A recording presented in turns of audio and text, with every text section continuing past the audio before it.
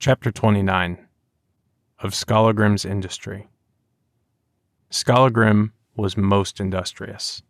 He had about him always many men, whom he sent to seek diligently all the provisions as could be got there for a man's sustenance, because at first they had little but livestock compared to the needs of their numerous company. But what livestock they had went every winter self-feeding in the woods. Skallagrim was a good shipwright, and westwards of Myrar was no lack of driftwood.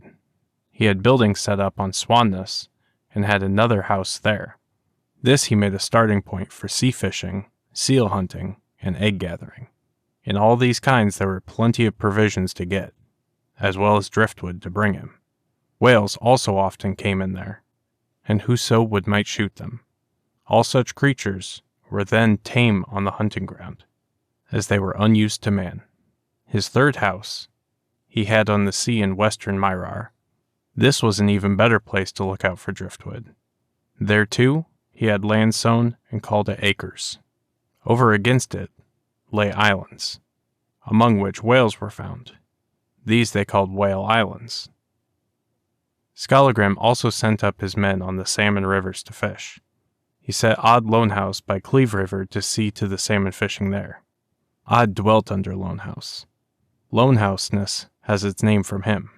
Sigmund was the name of the man whom Skallagrim set by North River. He dwelt at what was then called Sigmundstead, but now Hauga. Sigmundarness takes its name from him. He afterwards moved his homestead to Munundarness, that being thought more convenient for salmon fishing.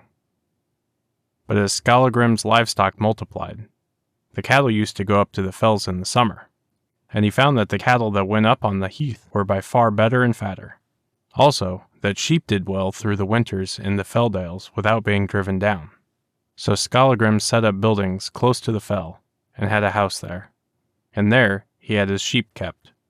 On this farm, Gris was the overlooker, and after him was called Grissartung. Thus, Skallagrim's wealth had many legs to stand on. Some time after Skallagrim's coming out, a ship put into Borgar Firth from the main, commanded by a man named Olif Halt. With him were his wife and children, and other of his kin, and the aim of his voyage was to get him a home in Iceland. Olif was a man wealthy, high-born, and fore-seeking. Skallagrim asked Olif and all his company to his house for lodging. Olif accepted this, and was with Skallagrim for his first winter in Iceland.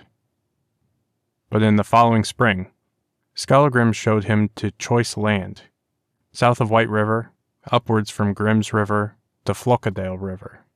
Olif accepted this, and moved thither his household, and set there his homestead by Warm Brook, as it is called.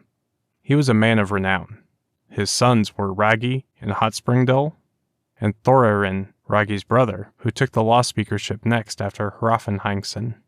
Thorarin dwelt at Warmbrook. He had to wife Thordis, daughter of Olaf Shai, sister of Thord Yeller.